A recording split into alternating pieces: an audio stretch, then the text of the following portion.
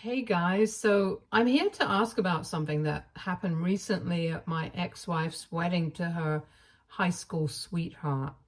For context, my ex-wife, I'll be referring to her as Sandra, 28 female, and I, 30 male, had been together for the past 3 years. We met through a mutual friend and hit it off instantly.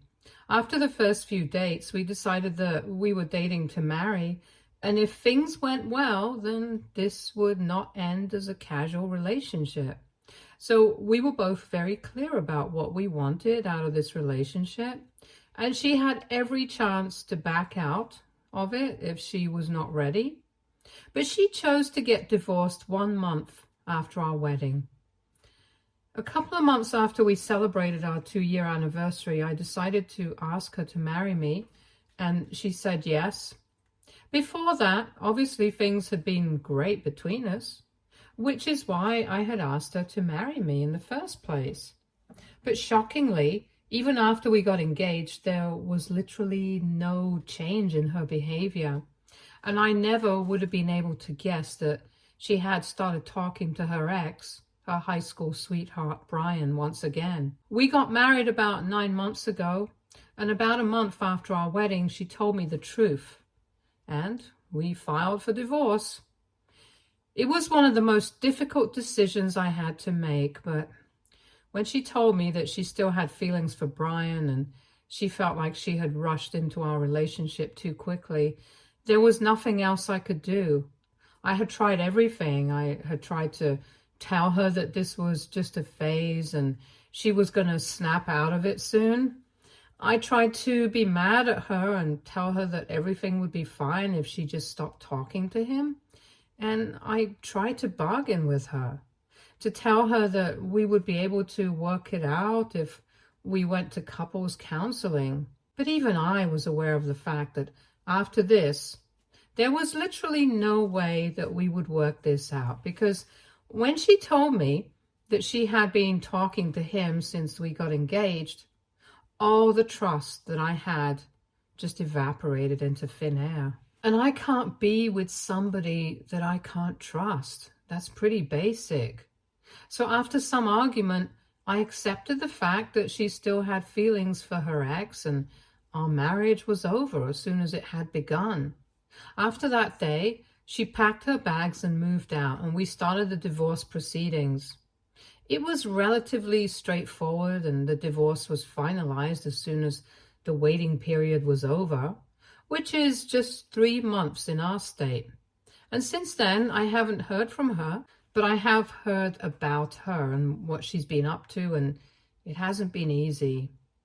The friend who actually introduced us to each other, Nina, is a co-worker of mine, and when she told me that after she moved out and we filed for a divorce, she immediately started going out with Brian again, and they've been living together for months now. 2 months ago, I even learned from her that they were engaged and were getting married in a small ceremony. Nina had been invited by Sandra as well, since they had been really good friends in college, but she decided to decline the invitation because she believed that whatever had happened with me was not right. Thanks to Nina, though, I knew that they were supposed to get married about a week ago, and last week, on the day that they were supposed to get married, I received a call from Sandra's mother's phone number.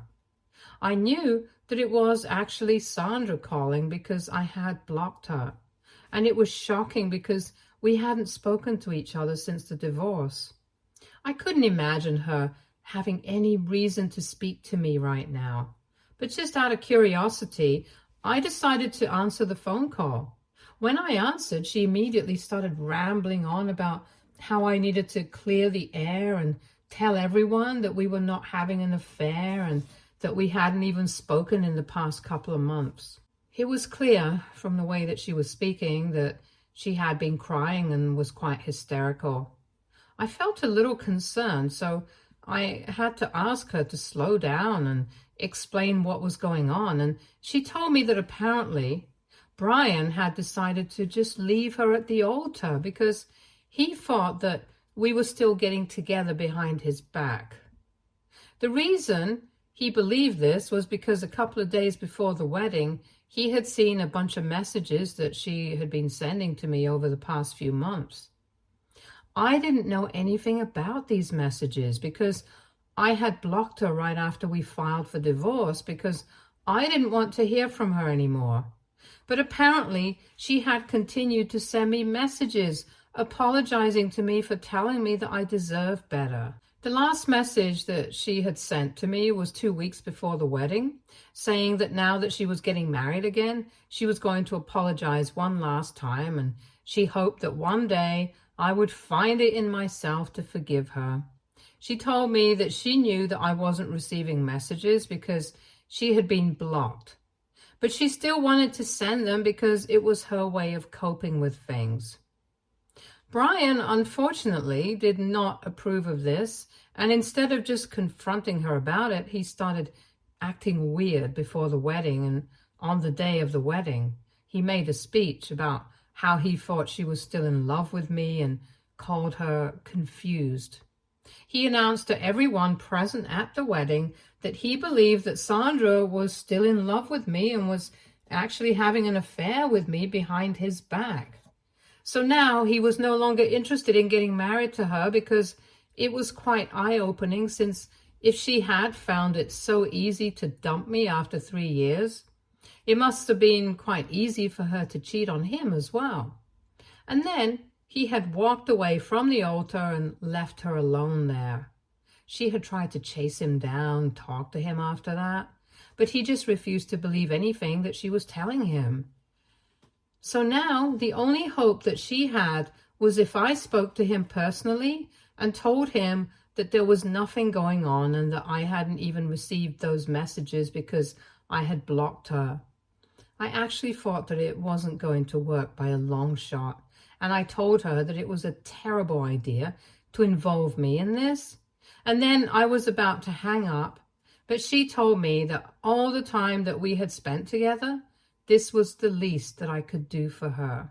I got really annoyed when she said that, and I told her that I don't owe her anything, especially not after what she did and how she broke us up.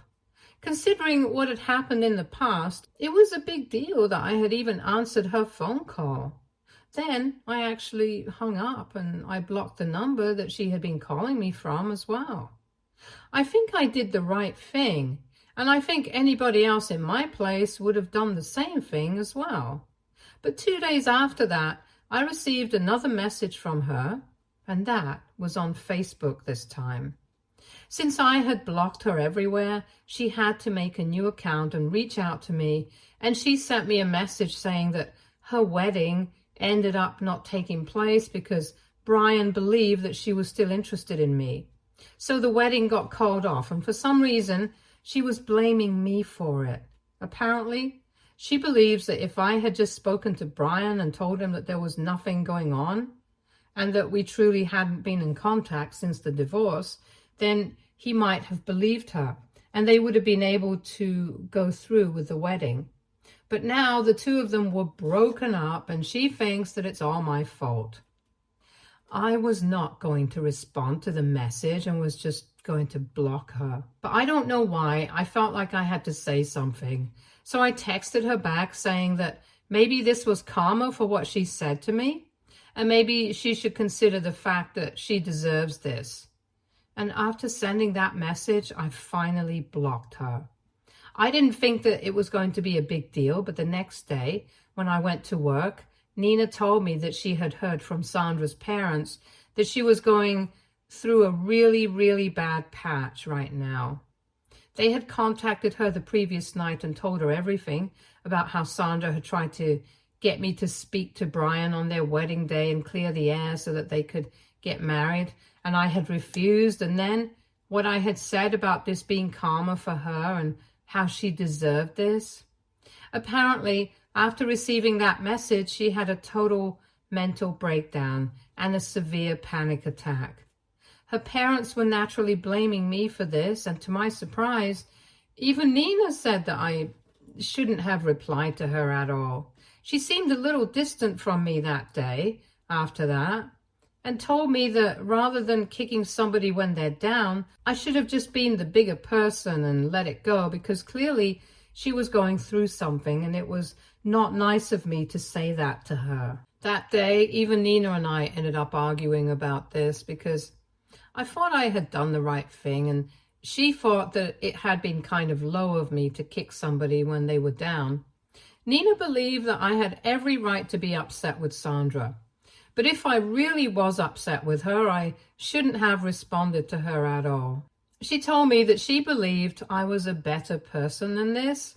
I told her that I did not want to be the better person. I wanted to be petty and get it off my chest. So we ended up fighting, and since then we haven't been speaking to each other, and she is my best friend in the office, so it's been pretty lonely. And right now I'm wondering if it's even worth it to fight over this at all. Nina had told me that the only way to make this right would be to just talk to Sandra and tell her that I did not mean what I said, and I just said it in the heat of the moment.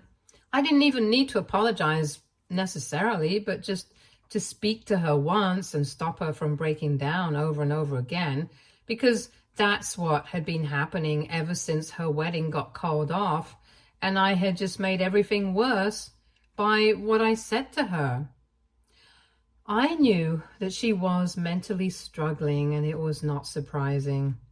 Sandra always had been very fragile, and even when we were together, she had a lot of issues. But I had always been fine with it and took great care of her. But right now, I really don't want to say that I didn't mean what I said about this being karma for her, and that she deserved this, because I kind of did mean it.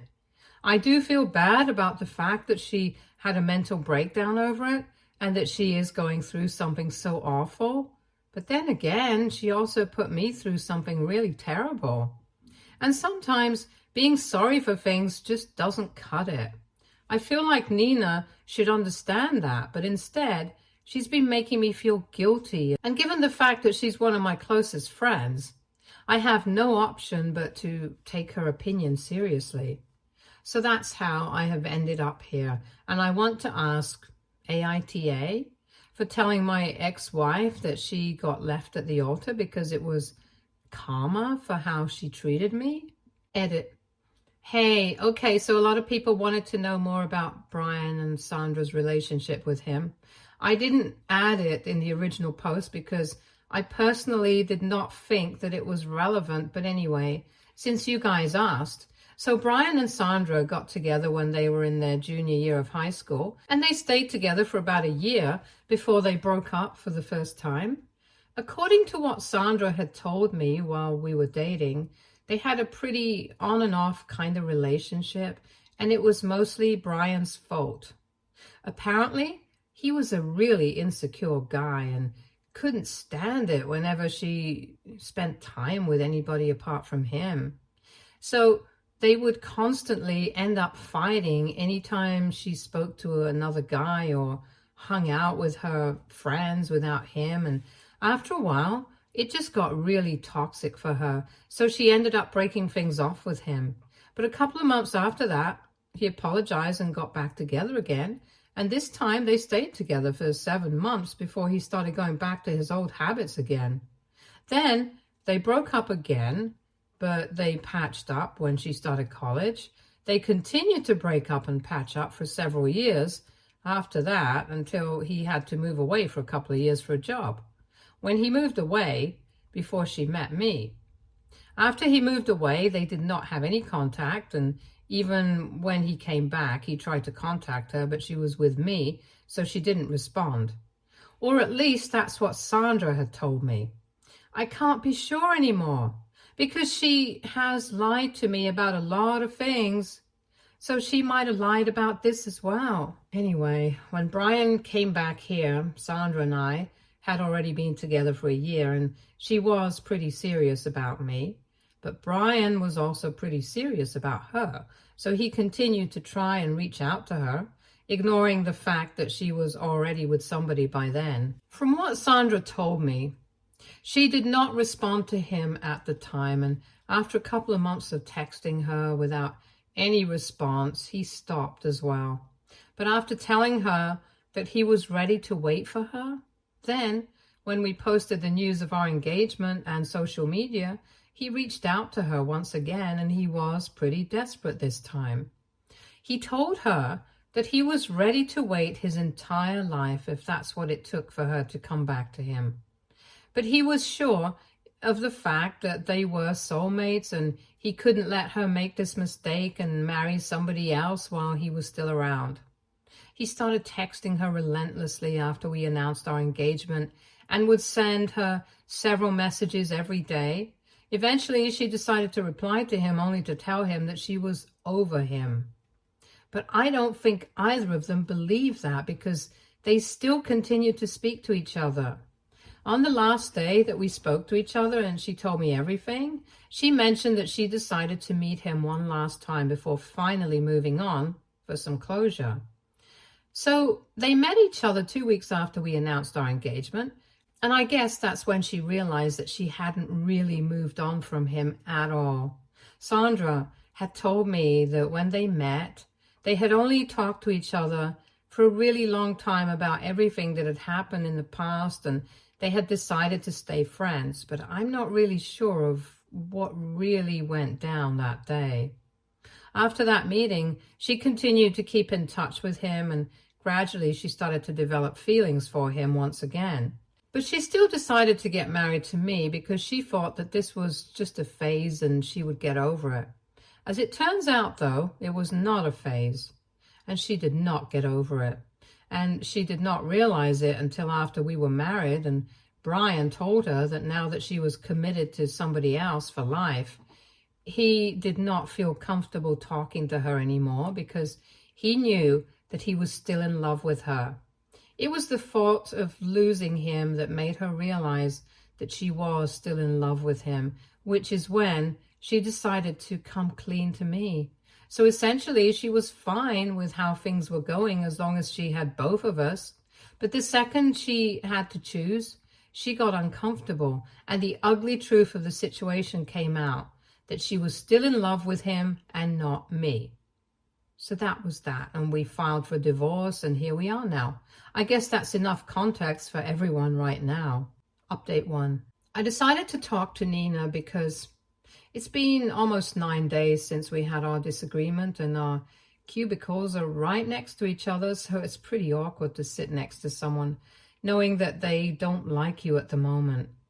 The tension was getting too much for me to handle, so I decided to just rip off the Band-Aid and speak to her today. When we had our lunch break, I decided to stop her, and I told her that I really valued our friendship and I did not want to break it off over something like this. But as of now, neither she nor I have anything to do with Sandra anymore, so it would be pretty pointless for us to throw away our friendship over her. We could just agree to disagree on this and call it a day, since it was pretty clear that we couldn't come to a common ground on this one. But then again, it was not necessary for friends to agree on everything. Besides, she hasn't been in my position, so she doesn't really know how I feel. After a couple of seconds of silence, she told me that she was glad that I had decided to take the initiative and speak to her, because she herself had been planning on saying the same things to me. She told me that what I had said about her never having been in my position was entirely true, and so it was not fair of her to judge me. She told me that she had been mad at me because she had only been thinking about Sandra's mental state, because everyone knows that she has always been very fragile. But while worrying about her, she forgot that even my mental and emotional health had definitely been affected by everything that Sandra had put me through, and she hadn't been thinking about that. Just because Sandra had a meltdown because she couldn't get married, it didn't invalidate my experience, and she was ready to accept that now. So Nina and I were able to reconcile, and we're no longer fighting anymore, and it's pretty nice because I got to know from her that Sandra's parents had been pestering her non-stop for the past couple of days, so much so that she ended up blocking them since they were trying to get her to speak to me so I would contact Sandra and apologize to her. I have no idea why Sandra and her parents think that talking to me is the solution to every problem. But I guess that's just because they're used to me being the solution. I used to be her problem, solved for the longest time when we were dating, and like I said, I used to take great care of her. But that's over now, and I don't want anything to do with them anymore. So Sandra can continue to feel upset about what I said to her, and I'm not going to take it back. Update 2. Hey everyone, so before I say anything else, I would just like to say that it's really cute that you guys are telling me that Nina and I should date. But I think of her as the sister that I never had, and it's just platonic between us. We could never even imagine dating each other. It's just absurd, and we're just always going to be friends. Anyway, now that that's out of the way, I wanted to talk about what recently happened to me and Sandra. She was supposed to get married almost more than 2 weeks ago, but that never happened, as we all know. Since then, I guess she had been holding out hope that I would contact her again and tell her that I did not mean what I said about this being her karma and that she deserved all of this. Like I had mentioned in my last update, she and her family think that I'm the one to blame for everything, and speaking to me will be a solution for everything. I guess she started taking that a little too seriously, because today, when I came back home from work, she had her car parked outside my house and jumped out as soon as she saw me pull up. It was very obvious that she was in a very delicate state, and I could tell that she had been crying even when she was in the car because her eyes were all red and puffy. I really didn't want to fight with her, mostly because she looked pathetic, and also because I was really exhausted after work. I asked her to leave politely when I saw her, but she told me that she wasn't going to go anywhere without speaking to me. She said that she had been beating herself up and feeling incredibly guilty about everything that had happened, and now she had realized it was because she had never properly been able to apologize to me.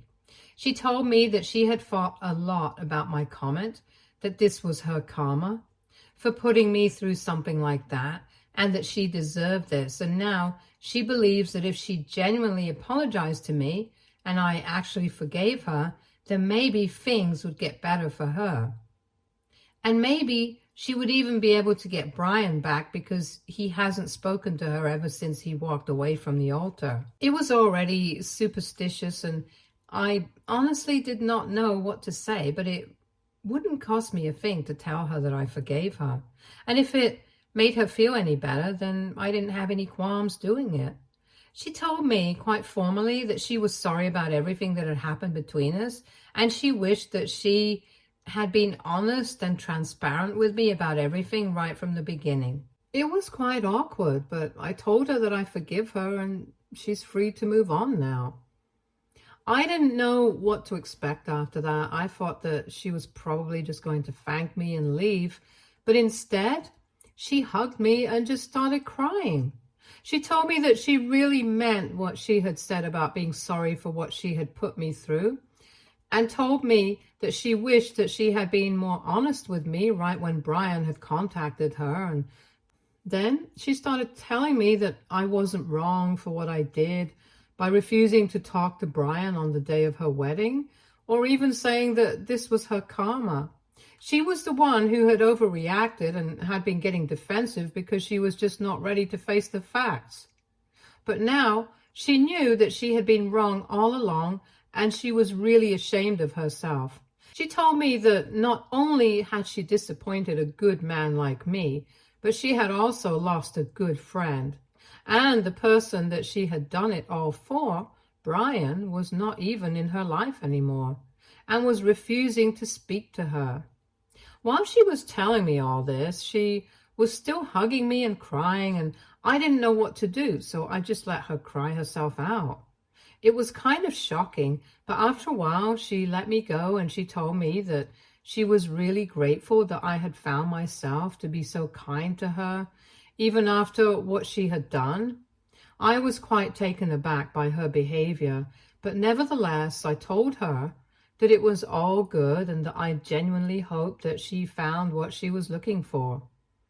I also suggested that she should go back to therapy because clearly she's having a very tough time dealing with her life right now.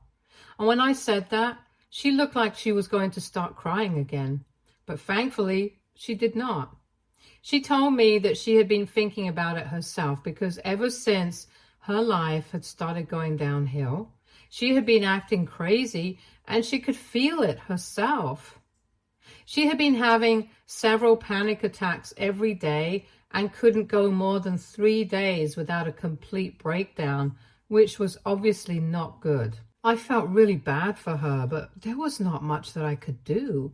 So I just told her to hang in there and hope for the best. Then she finally got back into her car and thanked me for everything and then started driving away. And I finally got to ease up a little and go inside my house. It was very strange. But I guess it was the kind of closure that both of us needed. I'm not sure about her, but at least I definitely needed this because now I feel like I can move on from her. I don't have any grudges against her. I really do hope that she finds happiness in her life because she needs it. And as for me, I know that I'll be able to move on soon enough, but I feel a lot lighter now since I have forgiven her and put an end to that chapter of my life. Update 3. Hey, so it's been almost a year since I got divorced and I haven't spoken to Sandra in a really long time. But Nina told me that she has heard from a couple of her college friends that she and Brian were able to make up again and eloped a couple of months ago. Good for them, and I really hope that they're able to make it work this time. I'm also doing much better now, and I'm focusing on work. I tried to go out on a couple of dates, but it was just not working out for me, so I've decided to work on myself instead. I've started working out and journaling, and I even have plans to travel. And I'm also going to start working on my business model since I've always wanted to start a business of my own. And Nina is also into the idea. So I might have a partner in her already. And no, we are still not dating and quite happy as platonic friends. In fact, Nina has started dating one of my cousins. And I was the one who was responsible for setting them up. So I'm quite proud of myself because they're going really strong. I guess this is not too much of an update where there's going to be a lot of drama. It's just a life update that I thought I should share with you guys because people know that things do get better. I'm over Sandra and everything that happened. I'm just looking out for my own life now. After that last interaction that we had, where I forgave her and stuff, we didn't speak, but I did unblock her. We're not exactly following each other on any platform, but she did with me on my birthday, and so did I.